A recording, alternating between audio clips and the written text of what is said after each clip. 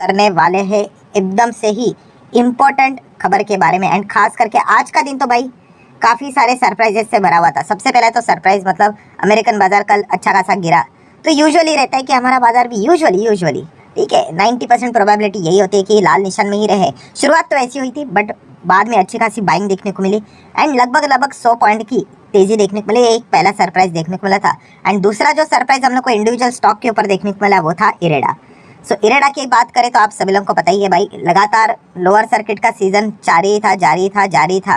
And आज के दिन की भी अगर हम बात करें तो उसकी शुरुआत वैसे ही थी, लोअर सर्किट वाली ही थी। मतलब जिन लोगों ने भी यहाँ पे फोमो के चलते खरीदा होगा, ठीक है, वो आज भी उन्होंने सेल बटन यहाँ पे दबा के रखा हुआ था, ठीक है। एंड आपको पता ही है बड़े प्लेयर भाई वो तो देखते रहते हैं कि कितने क्वांटिटीज बेचने के लिए यहाँ पे आ चुके करके, और फिर उनको लगता है कि चलो खरीदा जाए करके। तो आज बाद में उन्होंने यहाँ पे ज़बरदस्त खरीद भी लिया, ठीक है। एंड स्टॉक में आप देख सकते हो 5% से लोअर सर्किट से सीधा 5% के अपर सर्किट पे स्टॉक जाते हुए देखने को मिल चुका है। मतलब इन शॉर्ट अगर बोला जाए कि पहले सब कुछ लोग यहाँ पे बेचना चाहते थे, एक भी बायर यहाँ पे नहीं था।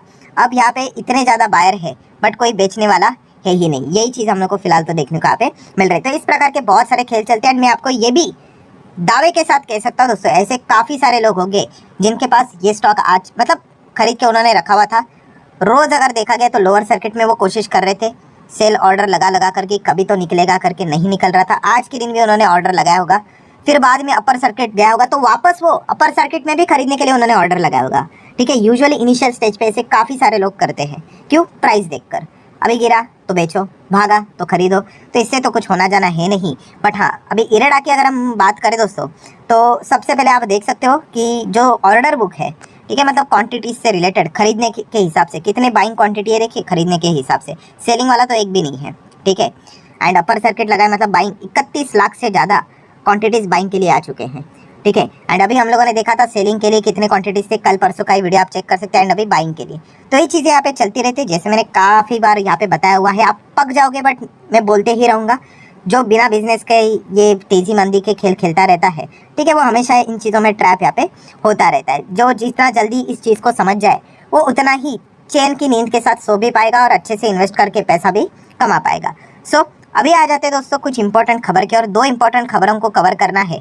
एक खबर चलो ठीक ही है, दूसरी जो खबर है उसी चीज़ के चलते ये लोअर सर्किट ब्रेक होते हुए देखने को मिल चुका है। सो उसी के साथ स्टार्ट करेंगे दोस्तों कि इरेडा का शेयर भागा इसीलिए क्योंकि देखिए लोअर सर्किट को तोड़ना मतलब बड़ी क्वांटिटी एक साथ बाइंग के लिए आनी चाहिए, ठीक है। मान लीजिए थोड़ा सा मैं पीछे जाता हूँ, चार्ट पैटर्न ओपन करता हूँ, ये देखिए लोअर सर्किट है यहाँ पे।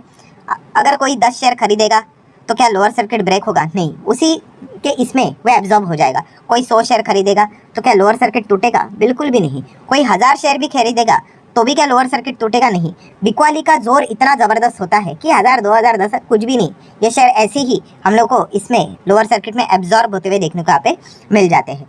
सो बताने का मकसद क्या है, ये लोअर सर्किट ब्रेक कब होता है या फिर अपर सर्किट भी ब्रेक कब होता है? जब तक कोई बड़ा प्लेयर एक साथ बाय नहीं करता या फिर सेल नहीं करता तब तक ये ब्रेक नहीं होगा।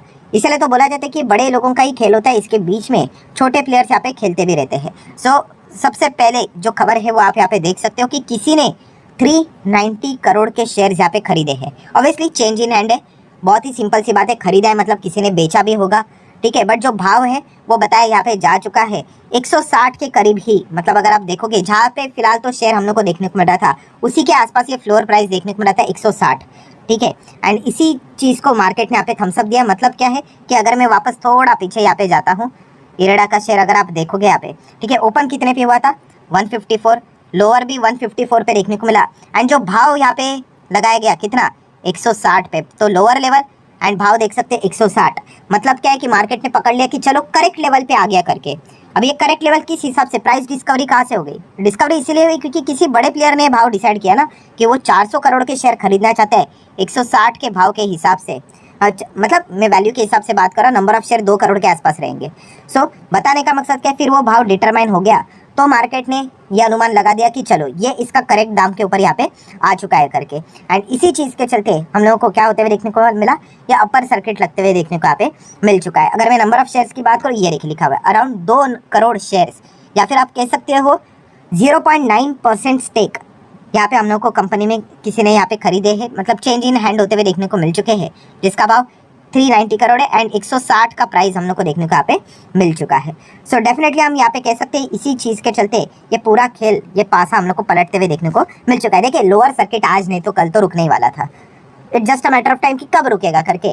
तो आज किसी ने बहुत ही ज़बरदस्त माल भी यहाँ पे खरीदा है, तो उस हिसाब से हम लोग को ये लोअर सर्किट यहाँ पे फिलहाल तो रुकते हुए देखने को मिल चुका है। नेक्स्ट अगर हम लोग यहाँ पे बात करेंगे, ऑब्वियसली बायर एंड सेलर कौन है वो तो लेट नाइट यहाँ पे पता चल जाएगा, ठीक है। अभी मैं वीडियो बना रहा हूँ तभी तक तो भी नाम सामने यहाँ पे नहीं आए, बाद में हम लोग को पता यहाँ पे चल जाता है। नेक्स्ट अगर सेकंड खबर की बात करेंगे दोस्तों तो MSCI इंडेक्स, ठीक है। ग्लोबल इंडेक्स से आप सभी लोगों को पता ही है कि विदेशी इन्वेस्टर को अगर भारत में निवेश करना है तो वो यहाँ पे क्या करेंगे, MSCI ग्लोबल इंडेक्स होता है जहाँ पे इंडिया का जो इंडेक्स होता है उसको वो चेक करेंगे। इसमें भी अलग अलग कैटेगरीज मिलेंगे, जैसे कि स्मॉल कैप का भी अगर हम लोग यहाँ पे बात करें तो वो भी एक इंडेक्स देखने को मिल जाता है। मतलब MSCI स्मॉल कैप करके भी रहता है। अगर किसी विदेशी प्लेयर को इंडिया में स्मॉल कैप में लगाना है तो MSCI का डेटा भी यहाँ पे चेक कर सकता है, ठीक है। वैसे अगर आपको विदेश में किसी दूसरे कंट्री में निवेश करना है तो वहाँ पे भी MSCI का ऐसे इंडेक्स रहते हैं, वहाँ पे चेक करोगे मतलब क्या कुछ ना कुछ आपको बेस्ट स्टॉक पहले से ही यहाँ पे पता चल जाएंगे। उसमें नहीं लगाना है वो आपका बाद में खुद की स्टडी होगा, एनालिसिस होगा उस हिसाब से। सो अगर देखा गया तो वहाँ पे भी आप चेक कर सकते हैं। MSCI स्मॉल कैप इंडेक्स में यहाँ पे हम कह सकते हैं बदलाव होते हुए देखने को यहाँ पे मिल चुका है एंड उस बदलाव के ही जरिए हम कह सकते हैं कि इरेडा को एंट्री इसमें यहाँ पे मिल चुकी है। सो इसी इंक्लूजन के चलते अभी आपको पता ही है कि MSCI स्मॉल कैप इंडेक्स में इनको यहाँ पे एंट्री यहाँ पे मिलते हुए देखने को मिल चुके हैं। मतलब विदेश से कुछ ना कुछ तो इन्फ्लो आएगा, ठीक है। तो ये अनुमान रहता है, तो एक्सपेक्ट किया जा रहा है $17 मिलियन यहाँ पे शायद से हम लोग को वो इन्फ्लो आते हुए देखने को मिल सकता है। देखिए कम ज़्यादा भी हो सकता है, ठीक है, बट इस एक चीज़ को अच्छा यहाँ पे माना जाता है। सो ये भी एक खबर हम लोग को ज़रूर देखने को मिले। बट जो मेजर खबर थी जो कि इरेडा को यहाँ पे भगाया, ठीक है, तो वो वही थी कि किसी ने तो यहाँ पे एकदम माल, मतलब बोलते हैं ना मार्केट एकदम क्लोज होने से पहले आधा घंटा जब बाकी था तभी उन्होंने बड़ा यहाँ पे ब्लॉक डील, आप यहाँ पे कह सकते हो, चेंज इन एंड शेयर्स होते हुए देखने को यहाँ पे मिल गए, ठीक है। आखिरी मोमेंट पे ही ये सारी चीज़ें हम लोग को होते हुए देखने को यहाँ पे मिल जाती है, ठीक है। तो वो हम लोग को होते हुए देखने को यहाँ पे मिल गया है। सो बाकी अगर हम लोग बात करें इसमें लर्निंग लेसन क्या है भाई, क्या इसमें कोई बैलेंस शीट चेंज हुई, क्या इसमें कोई PNL चेंज हुआ? नहीं। शेयर मार्केट है भाई, तेज़ी है, मंदी है, एक्सट्रीम तेज़ी है, एक्सट्रीम मंदी है, कंसल्टेशन फेज है भाई, ये सारी चीज़ें होंगी मतलब होंगी, ठीक है। आप किसी भी स्टॉक में चले जाओ, आपको इसके साथ डील करना ही है, इससे भागोगे कोई कुछ होने वाला नहीं है, ठीक है। मैं देखता हूँ कितने सारे लोगों को स्टॉक गिरता है सडनली डरना स्टार्ट कर देते हैं, ठीक है भाई, इनिशियल स्टेज पे डर भाई हमको भी लगता था, ठीक है, बट डर के पीछे का वजह कभी आइडेंटिफाई ही नहीं कर रहे, कभी खुद को बदलने की कोशिश ही नहीं कर रहे भाई। मेजर आपका डर के पीछे का रीज़न ये है रैंडमाइजेशन। आपको उस कंपनी के बारे में ABCDEF कुछ भी नहीं पता है, बस आपने जाके वो भाग रहा है तो इसलिए खरीद लिया, फिर वो नीचे आएगा तो भाई आपके हाथ पैर कांपना तो बनता ही है। फिर जिसको पता है भाई वो कंपनी क्या है, बिजनेस क्या है, कंपनी आने वाले समय में कितनी ग्रो हो सकती है, जो व्यक्ति इस लॉजिक के हिसाब से दाव लगाता है उसको इस चीज़ का फर्क नहीं पड़ता है, फिर वो स्टॉक कितना भी नीचे क्यों ना आ जाए, ठीक है। तो ये चीज़ें आपको सीखनी है भाई, मैं बोल के थक चुका हूँ। सो तभी जाके आप टिक पाओगे। मार्केट कैप की बात करें 45,000 करोड़ का मार्केट कैप है, ठीक है। बाकी सारी चीज़ें में कौन सा ऐसा बदला हुआ है? क्या शेयर होल्डिंग पैटर्न में बदला हुआ, बिजनेस में कोई बदला हुआ नहीं, तो ये चलता रहता है। प्रमोटर होल्डिंग 75 है, FIS DIS भी होल्डिंग देख सकते हैं, पब्लिक की भी होल्डिंग है, ठीक है। ये सारी चीज़ें पहले थी वैसे हम लोग को देखने को मिल चुकी है। अभी इसी चीज़ के चलते एक मिस्टेक को हम लोगों ने अवॉइड करना है, ठीक है। ये मैं बार बार आप लोगों को सिखाने की कोशिश करता, देखो ये मैं बहुत बार कह चुका हूँ, ID पासवर्ड किसके पास है? आपके पास है। अकाउंट किसका है? आपका है। पैसा लगाना है नहीं लगाना है वो आपकी मर्जी, मेरा काम है आपको सिखाना, ठीक है। ये कोई रिकमेंडेशन वाला चैनल यहाँ पे नहीं है। कुछ लोग अपने हिसाब से रूल्स बनाकर चलते हैं, उनको लगता है वीडियो है मतलब रिकमेंडेशन है, उनका हम कुछ कर नहीं सकते। सो कौन सी मिस्टेक अभी अवॉइड करनी है जो एक बिगनर लेवल पे होती है? हाँ, किसी बड़े पार्टी ने 400 करोड़ के आसपास खरीदा है इरेडा को, मतलब अभी इरेडा एकदम ज़बरदस्त स्टॉक है। तो दोस्तों ये सोचकर अगर आप बाय करने का विचार करो अगेन आप गलत डिसीजन ले रहे हो, ठीक है। खरीदना नहीं खरीदा भाई आपकी मर्जी, बट अगेन मैं पूछता हूँ ना आपको कि भाई तुमने क्यों खरीदा? आप ये कहोगे कि सर देखिए ये किसी ने तो 300-400 करोड़ का माल खरीदा है इसलिए हम भी खरीद रहे हैं। अरे वो कब बेच के चला जाएगा आपको पता भी नहीं चलेगा, तो फिर क्या करोगे? ये बहुत ही कमज़ोर रीजंस होते हैं भाई, आपका बिजनेस के लिए रिलेटेड रीजंस ही नहीं है, ठीक है। इसीलिए हम टिक नहीं पाते हैं। अभी कई रिसेंटली एग्जाम्पल ले लो ना, कौन सा? पेटीएम में याद है ना, मॉर्गन स्टैनली ने अभी हाल ही में 250 करोड़ के आसपास शेयर्स खरीदे उनके क्लाइंट के लिए। तभी भी कितने सारे लोग यही कमेंट करे थे, सर देखिए मॉर्गन स्टैनली ने खरीदा है 250 करोड़ का मतलब कुछ तो बात होगा। अरे भाई ये रीज़न नहीं होता, ठीक है। वो यहाँ से भाग लेता, मान लो 1 सेकंड के लिए, तो भी ऐसे चीज़ के पीछे हम लोगों ने नहीं भागना है। ये कमज़ोर इन्वेस्टर की निशानी है। ये क्या रीज़न हो गया कि दूसरा खरीद रहा है इसलिए हम खरीद रहे, वो बेच रहे हम बेच रहे करके? ये नहीं होना चाहिए। आपका खुद का बिजनेस के हिसाब से डिसीजन होना चाहिए। आज देखिए पेटीएम की हालत क्या है, ठीक है, चाहे वो ऊपर भी भाग जाता तो भी मैं आपको यही बोलता। बट ये बात हमेशा याद रखना, ठीक है, किसी बड़े प्लेयर ने खरीदा है, ठीक है, अच्छी बात है, बट आपका रीज़न हमेशा बिजनेस ओरिएंटेड ही होना चाहिए कि भाई आप क्यों खरीद रहे हो उसको। बिजनेस का कुछ आता पता है नहीं, बस ऐसे जाके शेयर्स में पैसा लगा कर आ रहे हो, कोई बात नहीं, थोड़ी देर के बाद वापस कभी करेक्शन हो जाएगा, गिरावट हो जाएगा, ठीक है। तो ये जो बड़ा जिसने माल खरीदा है ना 300-400 करोड़ का, उसको कोई फर्क नहीं पड़ेगा। उनकी हमेशा जो बाइंग होती है वो बिजनेस ओरिएंटेड ही रहती है और लंबी अवधि के लिए होती है। प्रॉब्लम किसको होगा? जिन्होंने ऐसे ही रैंडमाइजेशन के हिसाब से बाइंग करने की कोशिश की, अभी अपर सर्किट लग गया ना, तो वापस काफ़ी लोग कल से वापस स्टार्ट यहाँ पे हो जाएंगे ब्लाइंडली खरीदने के लिए। फिर थोड़ा नीचे आ जाएगा 10 रुपये तो वापस दिक्कतें उनको स्टार्ट हो जाएगी। ये चीज़ें छोड़नी पड़ेगी आपको, ठीक है। एक टाइम होता है भाई कि चलो इनिशियल स्टेज पे हर कोई ये चीज़ें करता रहता है, बट एक वक्त वो भी आना चाहिए दोस्तों कि ये मिस्टेक्स को आपने अवॉइड करके इन चीज़ों को छोड़ देना चाहिए एंड बिजनेस को पढ़ना चाहिए। बिजनेस मतलब क्या भाई कि रिन्यूएबल एनर्जी सेगमेंट में काम करता है। कंपनी का काम क्या है भाई? फाइनेंस प्रोवाइड करना, लोन प्रोवाइड करना, ठीक है। जो रिन्यूएबल सेगमेंट से रिलेटेड काम करता है, सरकारी जो प्रोजेक्ट्स रहते हैं उनको ये लोन प्रोवाइड करते हैं। अभी तो ये रिटेलर्स को भी लोन प्रोवाइड करना स्टार्ट कर चुके हैं।